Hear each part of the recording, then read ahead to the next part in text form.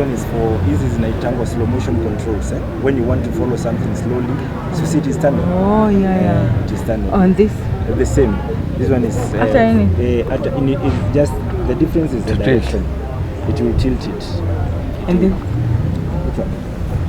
This one is... This one is await. In E-weight, gani? Senior control the position of this. The knobs are for adjusting. So unaona hii. Ukitaka hii weight ikuja hapa. Ukitaka irudi nje. It's tight. It's George Mwangi. I am the director of a school, a secondary school in Witeithie, Juja Sub-County. The school is called St. George's Cornerstone Secondary School. The school is along the Thika Superhighway. You branch off at Witeithie. We are off the Superhighway at Witeithie. So you take the right turn from Nairobi or the left turn from Thika. So 7 kilometers onwards, near a place called Maraba Shopping Center. We are just between Maraba and Mudara. We also, the coordinates for this, the location of the school are also on Google. So if you Google St. George's Cornerstone School, you will definitely get to the school.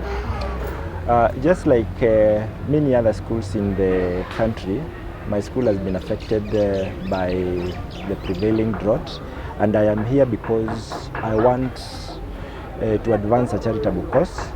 I am using this machine called a telescope because I decided to use my own unique way of appealing to members of the public for help through this kind of entertainment or amusement.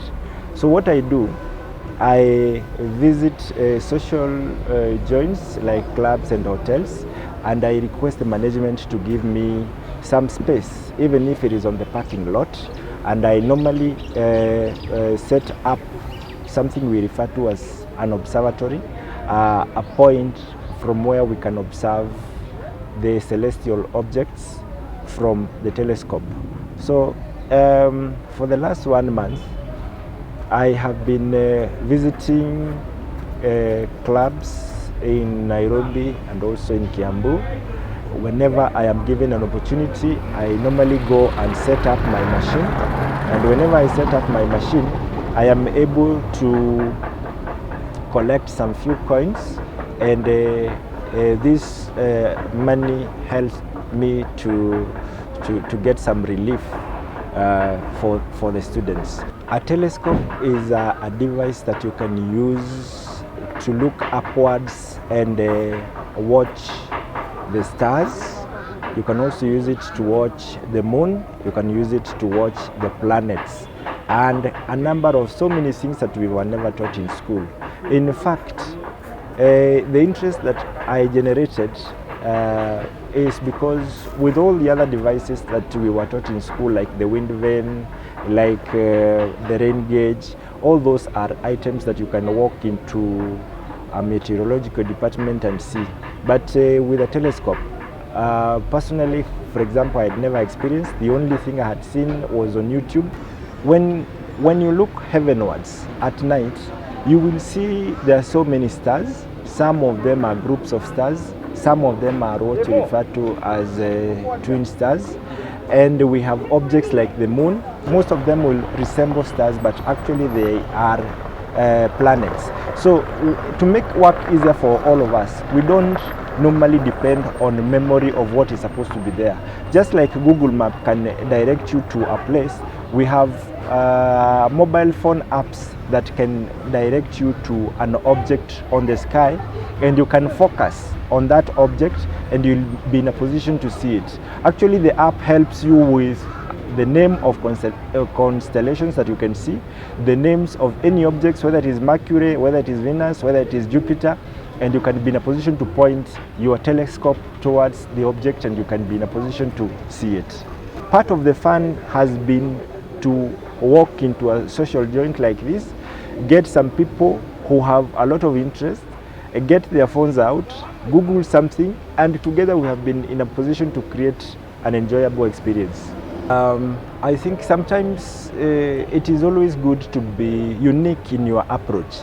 For example, Since 2020, when Corona was there and my school had so many challenges that even affected me as a person, I started thinking, what can I do? And I started with charity works, selling branded t-shirts, selling pens, but I also came to realize that that was not generating the interest that you need to see. So in the process of thinking, because works bring about, there is what we refer to as donor fatigue. When you go to people with the same idea, you tell them that I'm organizing for another walk, I'll be walking from Nairobi then to Thika, this is a 40-kilometer walk and I want to raise this amount of money. If you go to the same people the next year, they will have what we refer to as donor fatigue. So they get tired. They don't want to, they don't feel that they deserve to keep helping. So you have to be unique in your approach. But you know, God also gives you ideas. Because initially, what happened is that it is an idea that just came from nowhere. I was just scrolling through the internet, looking at items that people were selling, and then I saw somebody wanted to dispose a telescope. And that is how I started thinking about it. And that is how I went forward and I acquired it. The challenges that we normally see is that we have to follow people wherever they go, because our target is to get help in the form of money. And these people are found in social joints.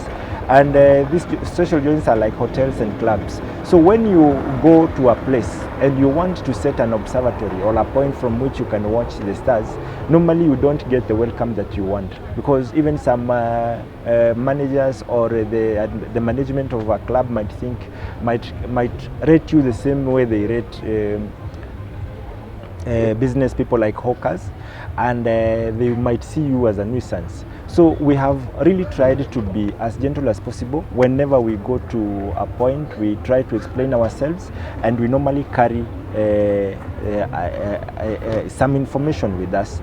So we will give this information, drop this information on the tables for the clients to see the information, and when they see what we are doing, they might decide to come and appreciate us with something.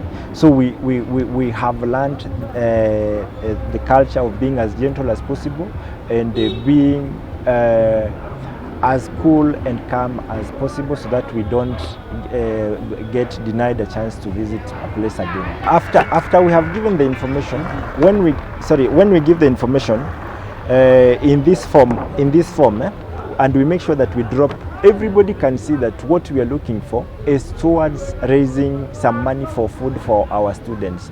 So anybody who has seen this and is coming from a point of information will have decided what they want to give us. So you'll find that somebody will give you 50 shillings, another person will give you 20 shillings. It depends on the person. Even somebody can just come and give you 1,000 shillings, depending on their heart, because in Kiswahili we say kutoa ni moyo. Challenges that we normally get is finding a point where we can set where we can camp, because in most cases you will realize most of the owners or the management of these facilities do not like intrusion. Privacy is one thing that the management really invests in, and whenever they see something like this, because they are not able to tell whether it is a camera, they don't encourage us. Sometimes they send us away, and they think that we are going to cause some intrusion of sorts, and we are going to be a danger to the privacy that they want. So also, sometimes when you go to a place and you have set up your machines, you could find that in the course of the night, as you wait for the stars to come out, the weather might change from clear night maybe to a cloudy one, and that is a very big impediment to the fun that we normally intend to have. So part of what I do actually is inspired by my own background, because I grew up in a home for the physically challenged children, and we were prevailed upon each now and then to go out there and become something. Once in a while, you will find as a human being you might lose hope, because you might be in a situation that you think you cannot rescue yourself from. But in whatever situation you find yourself in, you must not lose hope, because losing hope and dying are one and the same thing. So I want to keep the fire burning. I have gone through a lot of challenges trying to run the school in a modest way, but every time I fall down, I try to rise up again, and I find a new idea and I try to continue. I started with charity walks. They did not materialize in terms of what I was expecting, but now you can see I'm also in something else. And this is something that sometimes make me to keep vigil the whole night, as I try to create fun for anybody who is coming. And I can tell you it is working, because for the last 1 month, even if we have not been in a position to provide food for each and every person every day, we can provide a cup of uji in the morning and also in the evening for all the students. And I'm very sure it is making a difference for all of them at a personal level. My plan for the future is that I want to build a sustainable school for the people of Witeithie. I want to use this charity to raise funds, not only for the food, but I want also to buy a piece of land, build a decent school for the people, and continue encouraging the students there to learn, because we have very passionate people. We have passionate people who are very hardworking. It is only that opportunities in our place are not there. So the challenge of educating the children, especially secondary school, has been so huge that you cannot leave people to their own devices. You have to make sure that if you have something you can do for them, and that is what I have committed myself to do for now and for the rest of my life, to make sure that we build a good school for the people. Even a school like Starehe is not beyond our passion.